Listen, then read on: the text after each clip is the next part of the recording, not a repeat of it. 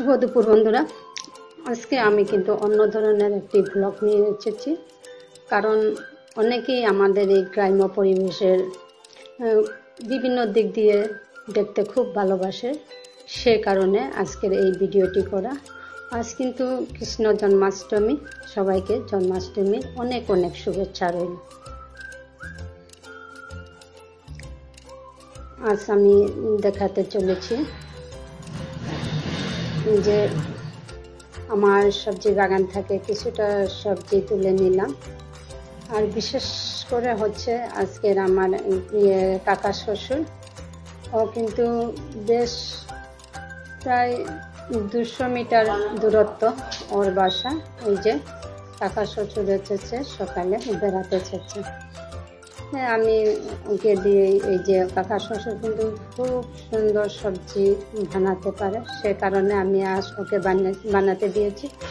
আমার সাহায্যকারী কেউ নেই, সে কারণে।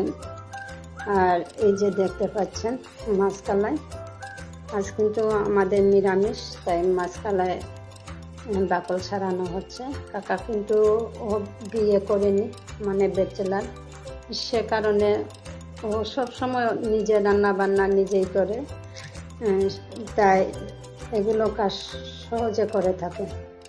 সেই কারণে আমি এই যে কাকা শ্বশুরকে আমি আজ যেতে দিলাম না, সেখানে ভাত খাবে আর আমাকে কিছুটা সাহায্য করছে। আর বিশেষত এই যে আমাদের গ্রাম্য পরিবেশের যখন রান্না বান্না হয়ে থাকে, মনে করেন যে খাওয়া দাওয়া, ভোজন সংক্রান্ত যে কোনো বিষয়ে আমাদের বুজুর্গ বা কোনো বয়স্ক লোক খেয়ে দেখান, তাহলে মানে ভিডিওটির গাম্ভীর্যটা আরও মানে বেড়ে ওঠে।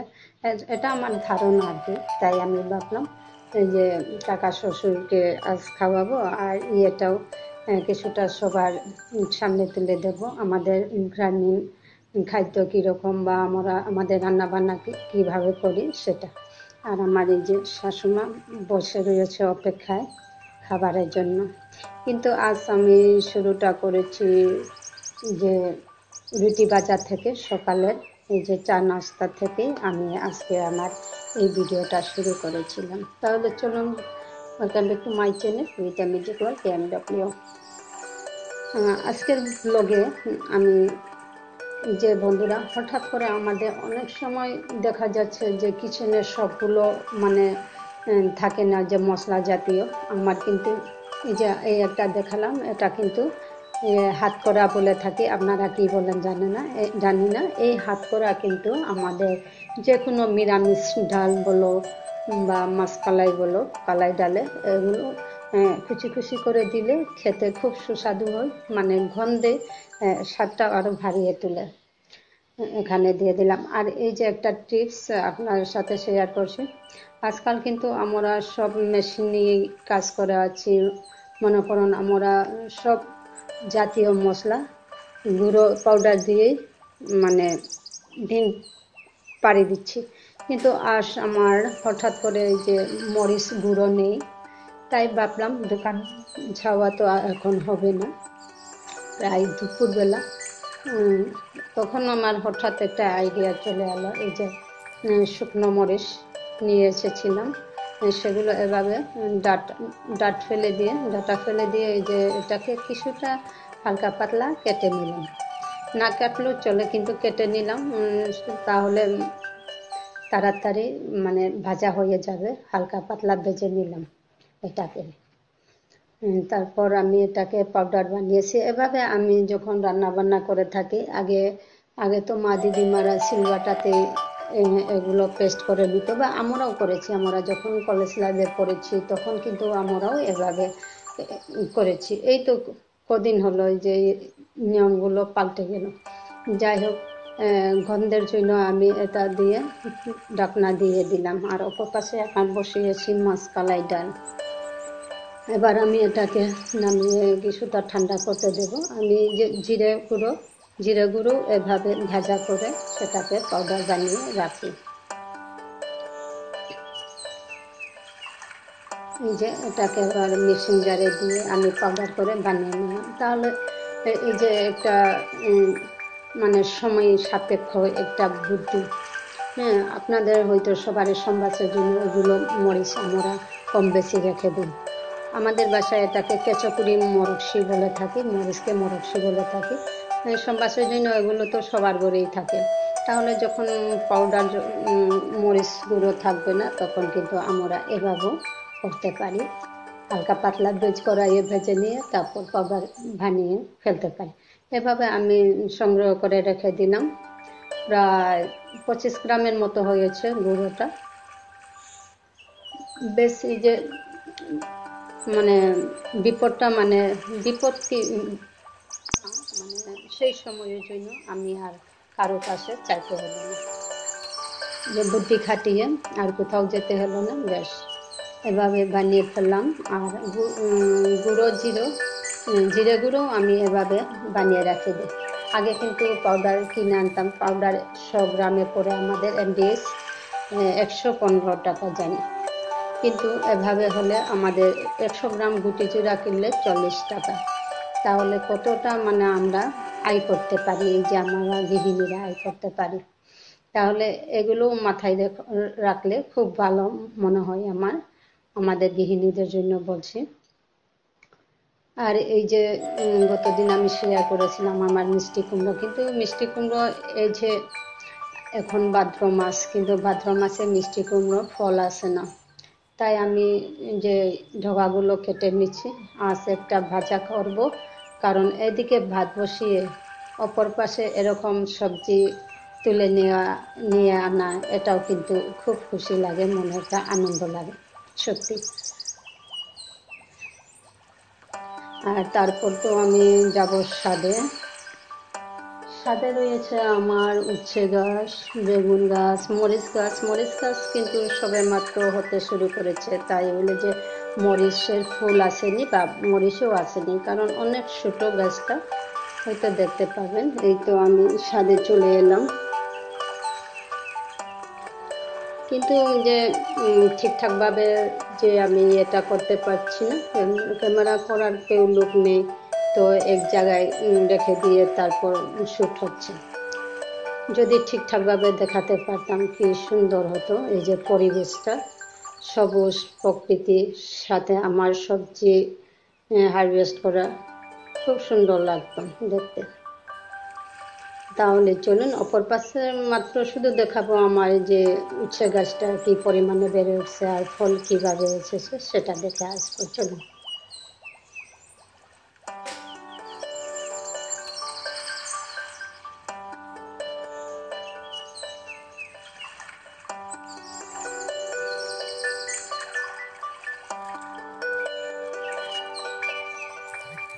এই যে দেখুন বন্ধুরা, এটা কিন্তু আমাদের যে হাইব্রিড তেমন না, হাইব্রিড হলে কিন্তু অনেক লম্বা থাকে। হাইব্রিড ফল যে কোনো সবজি হাইব্রিড হলে কিন্তু অনেক লম্বা থাকে, কিন্তু সেটাতে তেমন টেস্ট নেই। এটা কিন্তু আমার লোকেল লোকেল হচ্ছে। এই যে কাকাবাবু ইয়েটা আমার কাকা শ্বশুর পেটে দিয়েছে, মানে সবজি বানিয়ে ফেললো। এবার এটাকে ভাজা করব, ডাল সম্বাস করব। এই যে আমি অলরেডি সম্বাস করেও নিলাম, এখন ভাজা বসিয়ে দেব।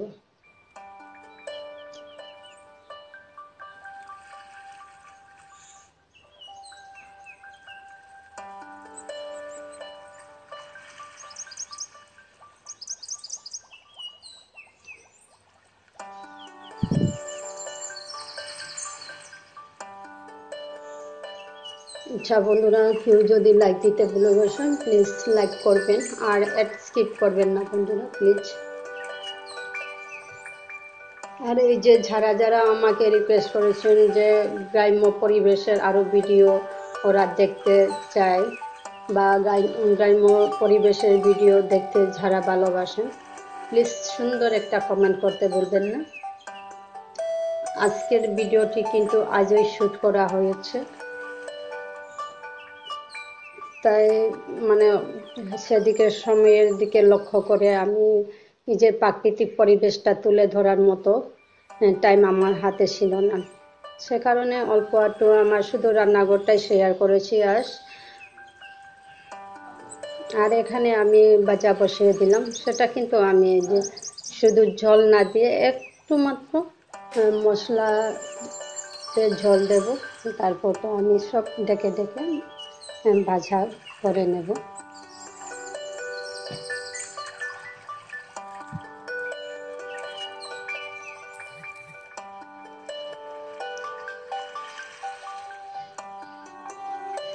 বন্ধুরা, আজকাল কিন্তু আমাদের যে ইউটিউব থেকে অনেকে হয়তো যারা নতুন রাঁধুনিরা ইউটিউব থেকে অনেক কিছু শিখতে পারছে, জানতে পারছে। আগের দিনে কিন্তু আমরা এই যে কাকিমণি যখন আমাদের মেয়েরা ঋতুস্নান হয় তখন কিন্তু 5 দিনের মতো ওরা মানে ছোঁয়াচে, সে কারণে আমাদেরকে ডেকে নিয়ে ভাত রান্না করাতো, মানে বাড়ির সমস্ত কাজ করাতো। কিন্তু আজকাল তো এভাবে পাওয়াও যাচ্ছে না, নিজের মেয়েকেও মানে একটু কাজে হেল্প করতে, সেটাও মানে পাওয়া যাচ্ছে না। কিন্তু এভাবে আগের দিনে পরিবেশ মানে প্রতিবেশীর যদি অসুবিধা হতো ঋতু স্নানের সময়, কিন্তু নিশ্চয়ই আমরা ওদেরকে সাহায্য করেছি, অনেক সাহায্য করেছি, রান্না বান্নাতেও সাহায্য করেছি। তখনকার দিনে আমরা কাঠের চুলোয় রান্না করতাম, কিন্তু কোনোদিন বলতাম না যে আমরা রান্না করতে পারবো না, না আমি যেতে পারবো না। কিন্তু আজকাল সেদিক থেকে চিন্তা করলে নিজের সন্তানকেও পাওয়া যায় না ঠিকঠাক সময় মতো। বেশ এভাবে রান্না বান্না শিখেছি, হয়তো কাকিমণির কাছ থেকে শিখেছি বা নিজের মার থেকে শিখেছি। কিন্তু আজকের এই দিনে দাঁড়িয়ে আমাদের যারা নতুন প্রজন্ম বা যারা টিনেজার, ওরা কিন্তু আমাদের ইউটিউব থেকে অনেক কিছু শিখতে পারছে, জানতে পারছেন।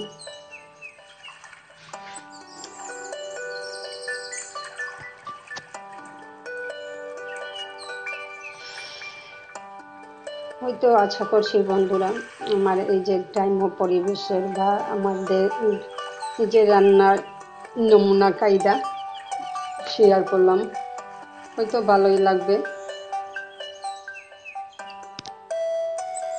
এবার আমি ভিডিও শেষ প্রান্তে চলে আসলাম বন্ধুরা।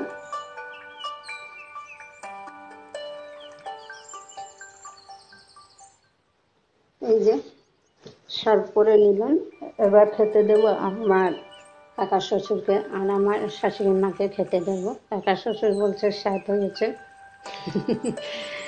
কিন্তু এই যে কাকা শ্বশুর কিছুটা তামসা করতে ভালোবাসে, তাই তামসা করছে আর কি, আমাকে ভালো লেগেছে, স্বাদ স্বাদ পেয়েছে নিশ্চয়ই, আর বলে স্বাদ হয়েছে বলছে।